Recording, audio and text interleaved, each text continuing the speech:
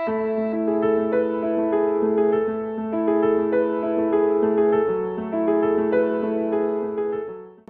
然、美丽、健康。那其实每一个人存在，其实健康是最基本的。如何就是自己直接把所有的服务到给医生或到给 Jason。其实我们当初在做决定的时候，也是这个行业也是大家也是真的笑我们大傻瓜。然后因为那时候要经过这个通路，真的很辛苦。13个，我们有10个县市设立了10个分公司，花了我们大概是从大学生开始，对不对？你从你 interview skills 到能够留下来，其实这个中间是要花很多的坚持，这个没有那么容易。但是这个过程你要能够支撑，你能够活得下去，这个其实是很大的压力的哈。但是因为你相信，你不这么做，你绝对没有办法品牌做下去，所以就是相信，也不是，应该是说。有时候我们在看很多设计师啊，他自我的认定的价值跟他所能呈现给客人的期待，它是有落差。如果这个落差是存在的，你也绝对做不起来。我们也看过很多设计师，他自我的认定很高，但是客人其实他会告诉你，我满不满意？这个就是有没有回客率。但是一个设计师要能够稳定他的客人，技术只是基本，还有太多的软性的东西的提供的这个店的感觉，我到这家店，我到底有没有觉得舒服？有没有觉得干净？有太的 decoration， 它必须要去用心在感受客人到这家店，我要给他什么样的感觉回去？把头发做好只是他的基本功而已。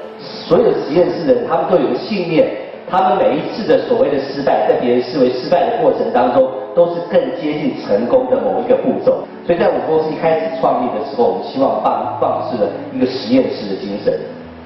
创业跟创新有2个基本要件，你循着这2个基本要件去追寻的话，大概就比较容易活下来。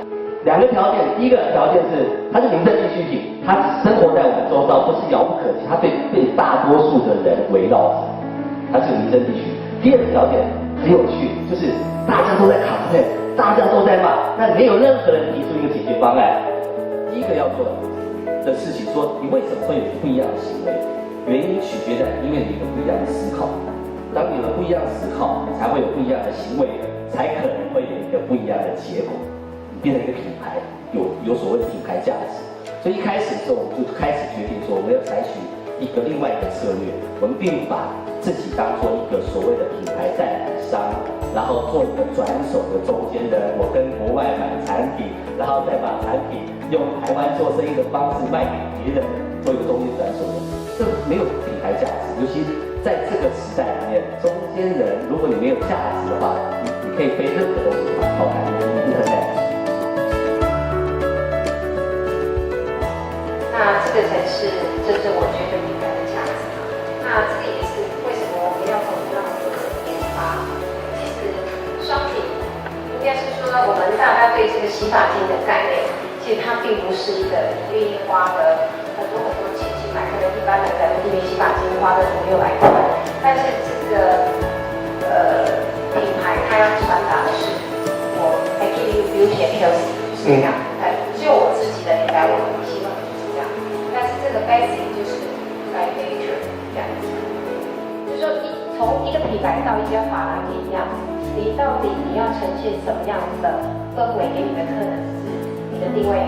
但是如果你是想要做，你打中戏没有，也做不下。那很多发型师也是哈，就是说他希望我结发2000，但是你的服务，我常说你的服务到位了吗？自我认知跟呈现出来，这个是有落差。你的价值来决定你服务的多少，你多么尊重人决定你的价值。所有要做品牌的，一定有2件事情不可以忘记。虽然这个路很辛苦，但有2件事，第一个不要勿忘来时路，就勿忘初衷，勿忘你为什么做这件事情很重要。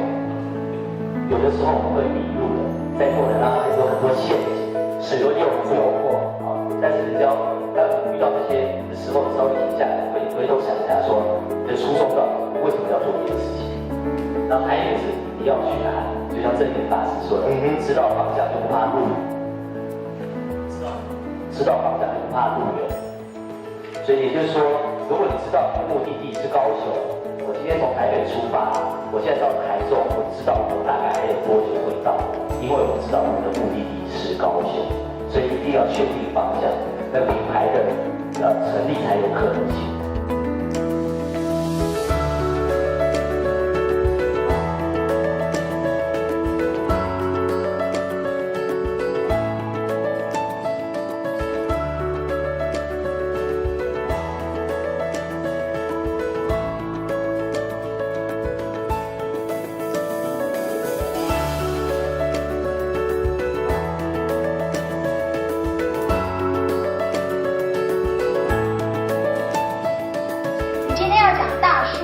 要讲到4V 哦，这4V一定要懂，因为它有一些特色，比如说今天它的数据一定是要海量的，那要多元的。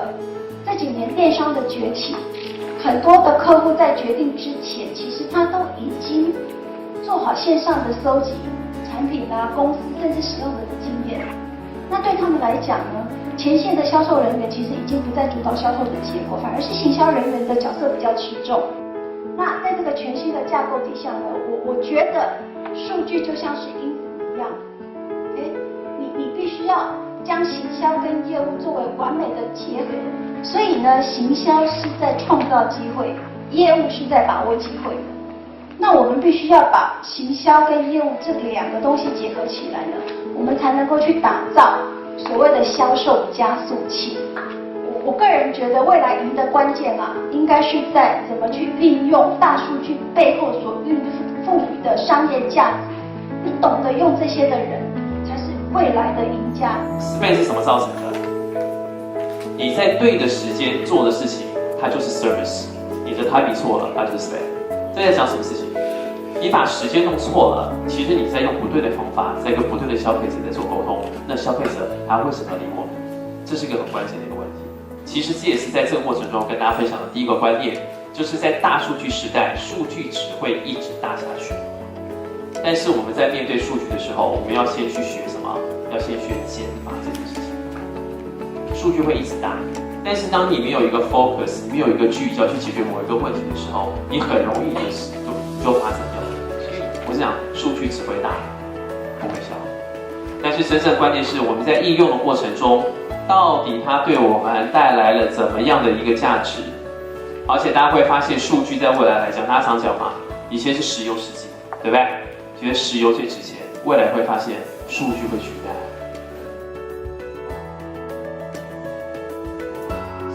其实有一句话叫 Think globally, act local， 这句话不晓得大家有没有听过？就是要让你去思考说，今天我虽然在思考是国际化，但是我要本土化，因为我的市场在这里。所以一直以来，像邓白氏的策略就是说，虽然我是国际品牌，但是我一直深耕在本土的这个市场。为什么？98% 都在台湾，都是中小企业，它就是台湾的中坚力量。我们要做的就是协助他们做出口，那就是本土化的一个很这个好的例子。本土怎么国际化？这也是刚刚牵扯到我刚刚在我的简报里面讲的。今天很多名不见经传的品牌，甚至有一些小有名气的品牌，我们是可以透过数据，在很多国家做完市场调查之后，把他们带到那个国际市场去，帮他们做媒合，让他们有生意上的交易。重点是什么 ？Listen to the customer。其实国内不缺这个例子啊，对不对？早期的所谓的雅虎拍卖，跟一些国外的一些拍卖品牌的竞争，为什么？因为他们有 listening 这边的消费者真正的需求。然后你怎么样听到他的声音之后，能够快速做出反应？我觉得是怎么样，像刚刚李总提到的，我觉得怎么样向在地学习这件事情很重要，因为你要讲的是 local 在地的市场啊，所以我觉得 listening 的 skill 这非常重要，这第一个。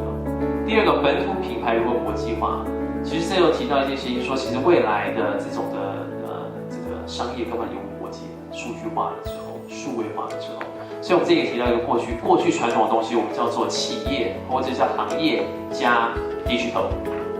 过去是这样，你可以把digital换成 data， 对不对？先有了企业之后，大家都有网站，我做网站，大数据，我做数据，这是行业加数据。未来是什么？是 digital 或者 data 加上行业。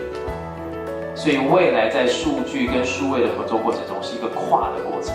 谁能够在跨的过程中小成我们叫做中阶层，他去连接这个东西，他有没有旅游 know-how？ 他有，他有没有地产？他没有，他看到的是一个数据落差的一个美感。